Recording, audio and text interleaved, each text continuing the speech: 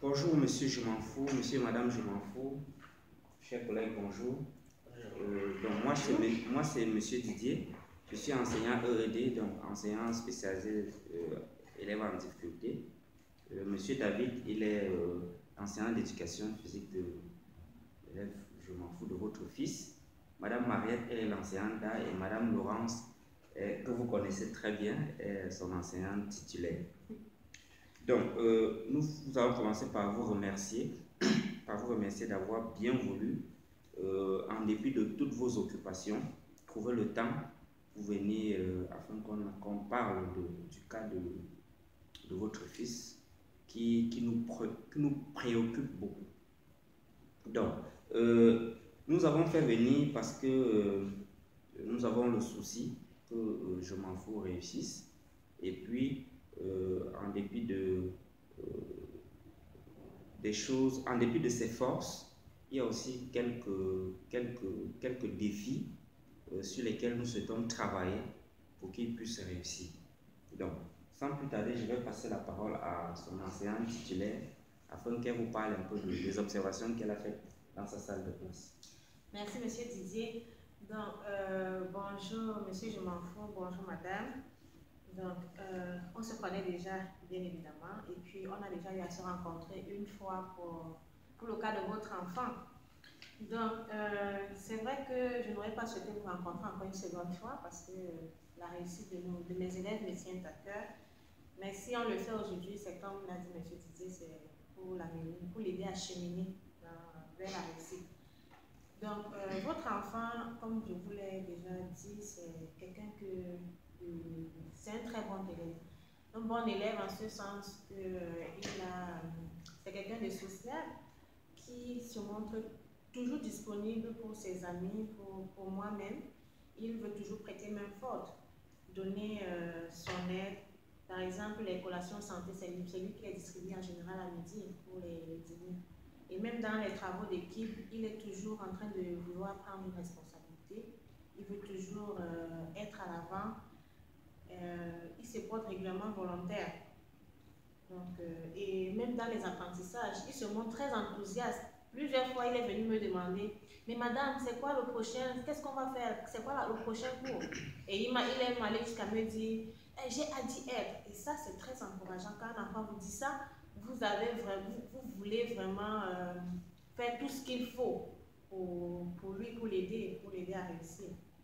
Donc, le défi que je ramène encore ici ce soir par rapport à lui, c'est comme vous le savez déjà, c'est qu'il puisse être capable de rester assis sans gesticuler pendant les leçons, quand on transmet les leçons, qu'il garde les mains sur lui parce qu'il continue encore à toucher aux amis. Je vous l'ai dit la dernière fois, ses amis se plaignent, les camarades se plaignent qu'il les touche sans arrêt, de façon excessive. Et même le matériel, parfois il y a le matériel dans la salle de classe dont il n'a pas besoin d'utiliser, il se retrouve en train d'être touché. Il a plusieurs fois abîmé ou brisé un matériel. Je vous ai d'ailleurs remis la fiche d'observation le 15 décembre quand on s'est rencontrés pour que je vous fasse part de ces comportements.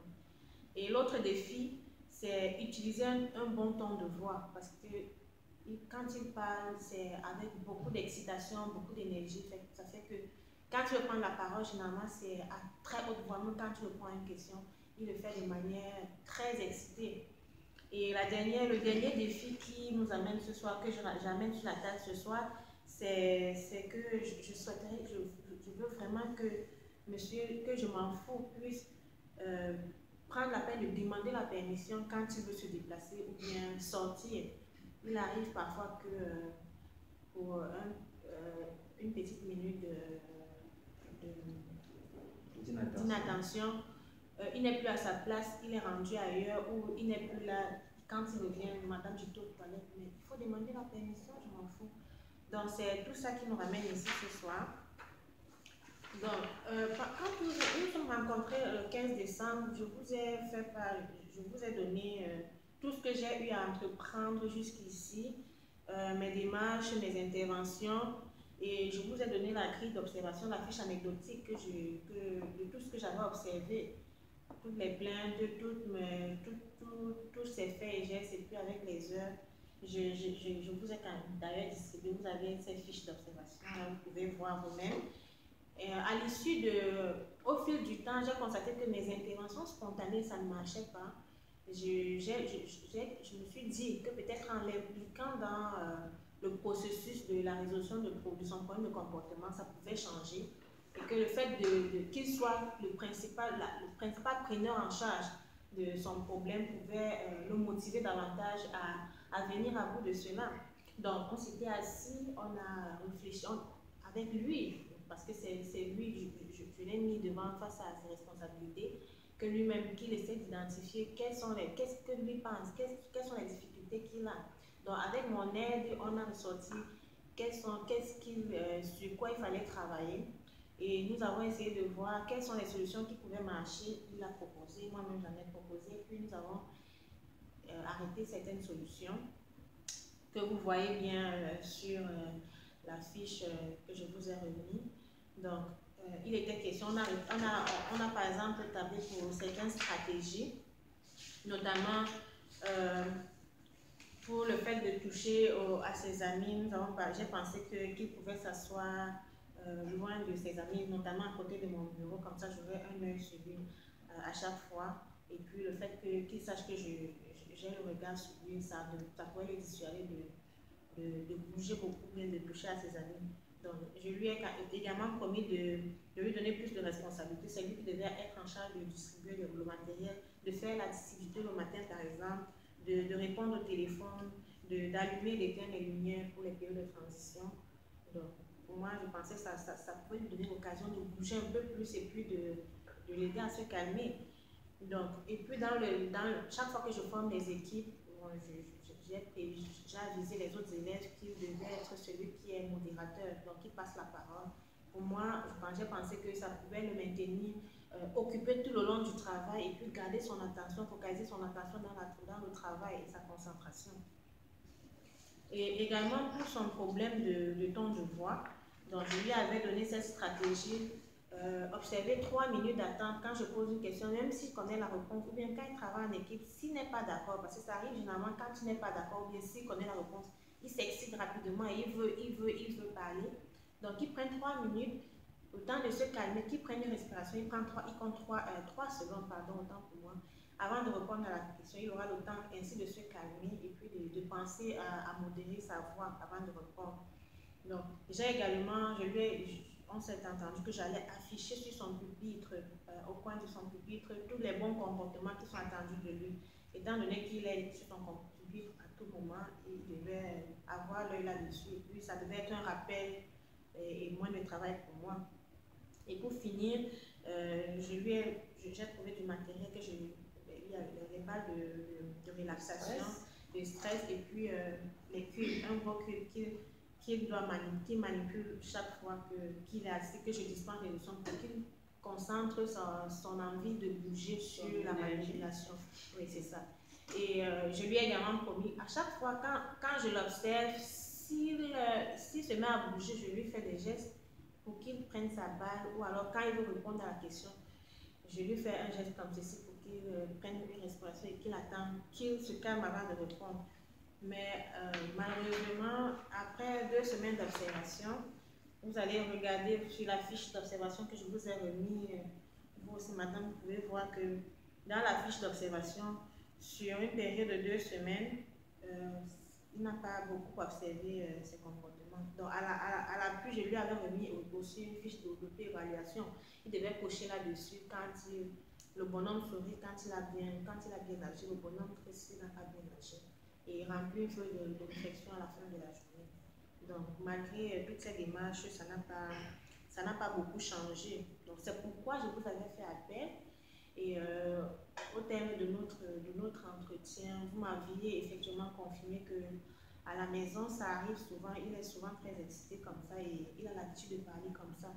Et vous m'aviez promis de mettre la main à la pâte, de nous soutenir dans cette démarche pour l'amener à s'améliorer. Et vous aviez promis de l'aider à réguler le ton de sa voix à la maison et de l'aider à contrôler également ses comportements. Donc, je vous ai donné les 2 stratégies que j'avais mises en place. Je vous ai suggéré cela, que vous pouviez appliquer cela en plus d'autres stratégies que vous pouviez deviez trouver à votre niveau. Donc, dans ces démarches, toutes les démarches que nous avons entreprises jusqu'ici se sont révélées presque inefficaces parce que jusqu'ici, il n'y a que le fait de toucher aux objets à tout moment qui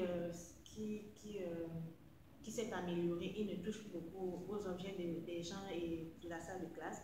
Mais le reste, les autres défis restent encore à l'ordre du jour. Donc, je me suis référée à l'enseignant EED, M. Didier. Et, il a observé M. Je m'en fous. Et je pense qu'au sortir de ce soir, avec son appui, on aura tous les stratégies qu'il nous proposera et que je l'espère grandement fonctionnera pour Je m'en fous. Donc, je pense que mes collègues d'art et d'éducation physique ont aussi des observations à faire et je leur laisse la parole. Ok, merci Madame Laurence. Monsieur Je m'en fous, Madame Je m'en fous. Juste pour préciser que, s'il vous plaît, n'hésitez pas à nous arrêter, à nous interrompre. Si vous avez une préoccupation ou une question, ça nous fera plaisir. Donc merci sur ce. Je donne la parole à Madame Mariette, l'enseignante. Une fois de plus, bonsoir, monsieur et madame Je m'en fous. Comme l'a dit l'enseignante titulaire, madame Laurence, Je m'en fous est un élève parfois exemplaire quand il le veut bien. Il est très bon, il se porte toujours volontaire pour m'aider à distribuer le matériel dans le cours d'art. Il interagit vraiment de manière exemplaire avec ses camarades de classe en parlant en français et en travaillant en équipe, en collaborant. Et il répond aux questions lorsque j'en pose. Mais Je m'en fous, lui, il profite du fait que je lui donne l'opportunité de distribuer le matériel tout le temps quand on fait le cours, de jouer avec le matériel, de lancer le matériel ici par là dans la classe, et cela perturbe ses camarades. Votre fils, je m'en fous, parle sans la permission de l'enseignant quand il veut répondre aux questions ou alors quand il veut faire des interventions. Il ne lève pas la main. Il parle à haute voix, comme l'enseignante titulaire vient de le souligner.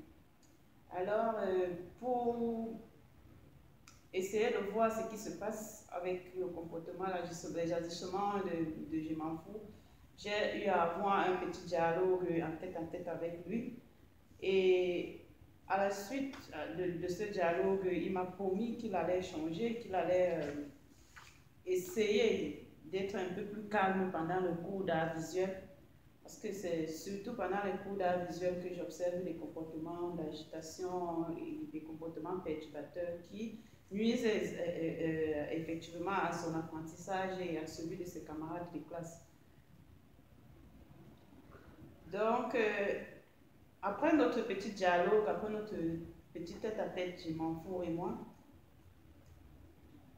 le comportement s'est amélioré. Mais après un mois, les mêmes comportements perturbateurs ont recommencé. Il a recommencé à lancer le matériel, il a recommencé à s'agiter, à parler, à toucher ses camarades de classe. Alors j'ai décidé d'établir un contrat de comportement avec lui, dans lequel il devait respecter un objectif par semaine. Mais nous avons mis ce contrat de comportement en œuvre pendant 2 mois. Et sur les 8 semaines d'observation, l'élève Je m'en fous s'est bien comporté 3 fois, 3 semaines sur 8, ce qui prouve que, comme vous pouvez le voir sur le contrat de comportement ici, et je vais d'ailleurs vous remettre que les objectifs qu'on s'était fixés, lui et moi, ne sont pas atteints. Alors, j'étais vraiment préoccupée par cette situation Et j'ai décidé de rencontrer son enseignante titulaire, Madame Laurence. Nous avons discuté et j'ai montré à Madame Laurence que le comportement perturbateur de Je m'en fous empiétait même sur son évaluation en art visuel. Donc, à la suite de notre échange, on a décidé de se remettre à l'enseignant EED qui est le spécialiste de l'école et qui sait quoi faire dans ce genre de situation. Donc, voilà un peu les observations que j'ai eu à faire pendant le cours d'art visuel avec votre fils, Je m'en fous. Ok, merci Madame Mariette. Monsieur David. Monsieur David va nous dire aussi ce qu'il a observé comme comportement chez l'élève Je m'en fous pendant son cours en éducation physique. Oui, bonsoir chers collègues. Bonsoir Monsieur Didier. Oui, bonsoir Monsieur Je m'en fous.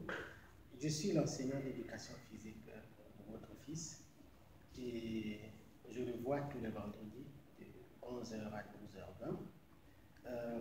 Comme mes collègues l'ont dit, c'est un enfant très respectueux. Il excelle dans les activités de mouvement.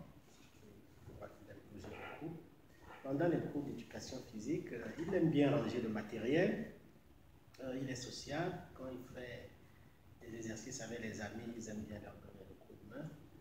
Mais ce que j'ai observé, surtout en éducation physique, vous savez, on est dans un gymnase et il faut beaucoup de discipline pour éviter que les enfants se blessent. Et moi, en tant qu'enseignant titulaire, je suis là pour les observer, pour contrôler tous leurs mouvements. Et alors, ce qui se passe, c'est que l'élève, Je m'en fous, quand je donne des instructions, il n'attend jamais son tour. Si par exemple, il se met en rang pour effectuer un exercice d'éducation physique, il ne va pas attendre son tour. Si je suis en train de modeler par exemple une activité, il va être toujours en train de troubler, ce qui vraiment n'est pas bien pour tout le monde. Et de temps en temps au gymnase, il touche à ses amis, ce qui est vraiment proscrit. Alors, vu tous ces comportements, j'ai essayé d'établir des stratégies pour le calmer. Alors, ce que je fais, je n'ai pas voulu parler très fort devant ses camarades pour essayer de le frustrer. Donc, j'ai opté, je l'observe quand il fait un mouvement, je l'observe. Ça, c'est la méthode calme, discrète. Et ce que j'ai aussi fait, j'ai élaboré une discipline progressive pour causer avec l'élève Je m'en fous. Ça veut dire chercher à savoir les raisons de son comportement, pourquoi il agit ainsi. Est-ce qu'il est conscient du fait qu'en agissant ainsi, ça trouble son apprentissage et celui de ses amis? Et surtout, j'ai rappelé à l'élève Je m'en fous que lors du choix des règles et des procédures, il est fait avec les élèves. Et pour implémenter ces règles et procédures dans la classe, on a fait des séances de modelage. J'ai essayé de leur expliquer comment les élèves doivent se comporter au gymnase, ce qu'ils ne doivent pas faire, mais l'élève a continué de le faire. Alors, lui et moi, on s'est entendu qu'il faut qu'il change pour le bon fonctionnement du cours d'éducation physique. Alors, j'ai élaboré une fiche d'observation et je devrais observer son comportement pendant 4 semaines. Je lui ai dit ce que j'attendais de lui, comment je voulais qu'il se comporte. Et pendant les 4 semaines, je crois que c'est la journée du 2 février 2018, il était 11h25, l'élève Je m'en fous a encore lancé le ballon sur son camarade. Pendant les jeux de cordes, les élèves, chacun attendait son tour. Donc, il a jump, comme on dit souvent. Donc, il a précipité et puis il n'a pas respecté son tour. Et le camarade avec qui camarade, son camarade qui attendait vraiment s'est fâché. Il s'est vraiment fâché. Il a fallu que je vienne intervenir pour qu'il ne se donne pas de coup. Alors, vu tout ce comportement-là, ce que j'ai fait, je me suis rapproché de l'enseignante titulaire et on a donc décidé qu'il fallait qu'on rencontre M. Didier et qu'on devrait maintenant, je crois, en équipe, trouver des stratégies qu'on devrait mettre en place pour aider votre fils, qui pour nous est un élève qu'on croit qu'il a beaucoup d'atouts. Il faut juste l'encontrer et je crois qu'il va réussir. Donc, chers parents, on est là ce soir pour dire que votre élève, c'est un bon élève, il faut juste l'encadrer, trouver des stratégies, comment l'aider, comment l'encourager. Je crois qu'on peut le faire. Ok, merci M. David. Donc, d'entrée de jeu, monsieur, je m'en fous, madame, je m'en fous. Je souhaite dire que c'est avec beaucoup d'humilité que j'ai accueilli la responsabilité que mes collègues ont placée en moi, du moins à mon service, EED, de trouver des stratégies et changer l'approche, parce que moi, c'est cela. Puisqu'ils ont parlé tour à tour des stratégies qu'ils ont utilisées, mais jusqu'à présent, on se rend compte que ça ne porte pas de fruits. Donc, quelque part, il faut changer d'approche. Et puis, je souhaite dire d'entrée de jeu qu'il n'y a pas de solution miracle. Et s'il y avait une formule magique qu'on pouvait utiliser, rassurez-vous, on vous garantit que vous ne serez pas ici aujourd'hui. Nous l'aurions déjà utilisé. Parce que notre objectif, notre but, c'est que tous nos élèves réussissent. Maintenant, cela étant dit, nous avons vraiment besoin de vous, nous avons besoin du partenariat enseignants, élèves, parents, notamment pour le cas de l'élève, je m'en fous, pour pouvoir y arriver, pour pouvoir le ramener et garantir sa réussite. Améliorer son apprentissage. Donc, l'approche que nous avons adoptée est celle-ci. Nous avons, au lieu de travailler sur tous les objectifs à la fois, parce qu'il y a quand même pas mal de stratégies qu'il faut utiliser ici, nous avons ciblé 2 objectifs dans un premier temps, et puis nous donnons un certain nombre de moyens, c'est-à-dire un certain nombre d'actions que nous allons faire, et puis on délègue des responsabilités, on dit telle personne doit faire telle chose, et on se donne aussi des dates d'échéance. On se dit pour que ce soit mesurable, il faut qu'à l'intérieur de telle période, nous voulons observer si vraiment il y a un résultat, et s'il n'y a pas de résultat, que tout de suite et très rapidement on corrige, parce qu'on veut vraiment que l'élève, on veut vraiment y aller rapidement, que l'élève progresse. Donc, je m'en fous pour le peu de temps que j'ai passé avec lui, pour le temps que j'ai passé avec lui, je m'en fous, c'est quelqu'un c'est un élève qui est toujours disponible à aider l'enseignant et ses camarades. Il est très enthousiaste face à l'apprentissage, ça c'est un point extrêmement positif. Il est capable d'organiser son espace de travail et il est capable de demander de l'aide. Donc, nous avons quelques besoins. Les besoins de Je m'en fous. Je m'en fous sera capable d'apprendre à rester concentré à la tâche. Donc ça, c'est un besoin. Donc, il faut qu'il parvienne à rester concentré à la tâche. Ça va beaucoup l'aider à progresser. Je m'en fous sera capable d'apprendre à se contrôler. Il doit être capable de se contrôler quand il est en salle de classe avec ses camarades. Il doit être capable d'apprendre à contrôler ses déplacements dans la salle de classe. Donc, de ce fait, nous avons identifié 2 objectifs, comme j'ai dit d'entrée de jeu. Le premier objectif, c'est de l'amener à maintenir son attention sur un travail donné. C'est-à-dire, quand il est en train de travailler, nous voulons l'amener à maintenir son attention au moins pendant 15 minutes dans un premier temps, et on pourra donc pousser plus loin progressivement. Donc, pour cet objectif-là, nous avons identifié un certain nombre de moyens pour y parvenir. C'est des actions précises, notamment positionner l'élève sur une place, chaque fois le positionner sur une place où il n'a pas une place qui lui procure le moins de distractions possible. C'est un élève qui est facilement distrait, ça c'est ce que j'ai remarqué. Donc, de préparer des situations d'apprentissage qui vont tenir compte vraiment de ce style, c'est-à-dire toujours mettre beaucoup de matériel de manipulation quand on prépare les leçons, sachant que quand il va manipuler, il sera plus attentif. Donc, nous avons prévu aussi de travailler avec vous, monsieur et madame, je m'en fous. Il y a un module, en fait, il y a un certain travail qu'on va faire avec vous, notamment que l'enseignant titulaire fera avec vous après. C'est de vous amener à, en fait, de vous aider à pouvoir travailler avec lui à la maison. Donc, nous allons travailler à l'école.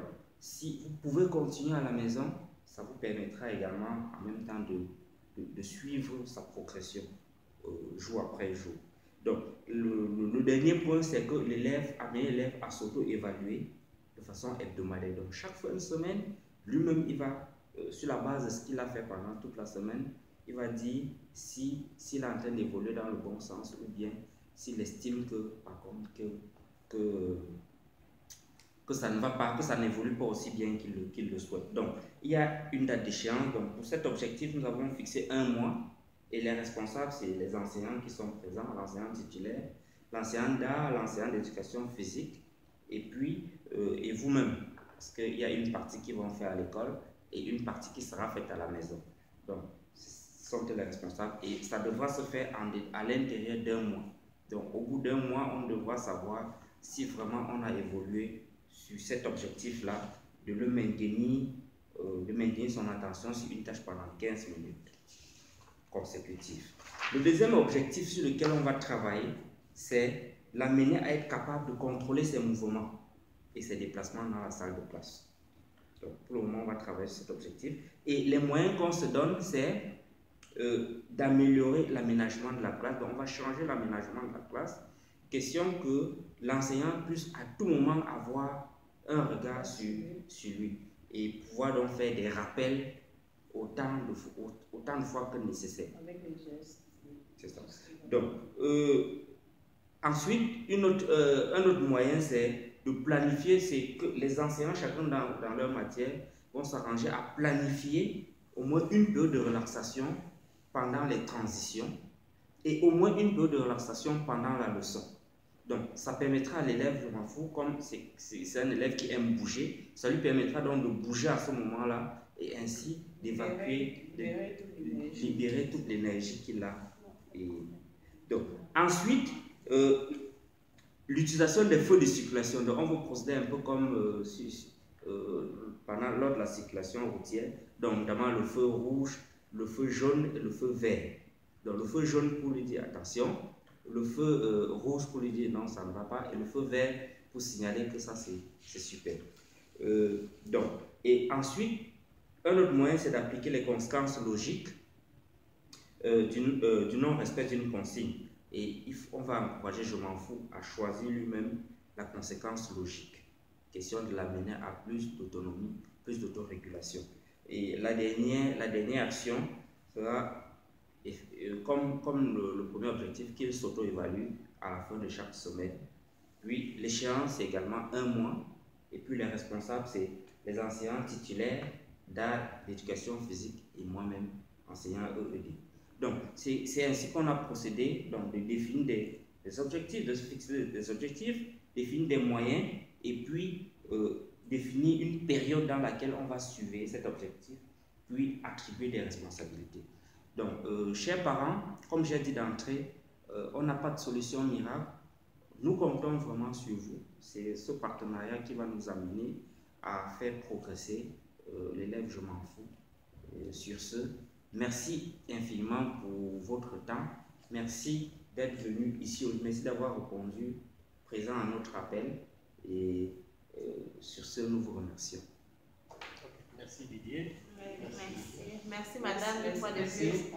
Et sachez que nous tenons vraiment à cœur la réussite de votre enfant. Nous allons tout faire pour. C'est pour nous.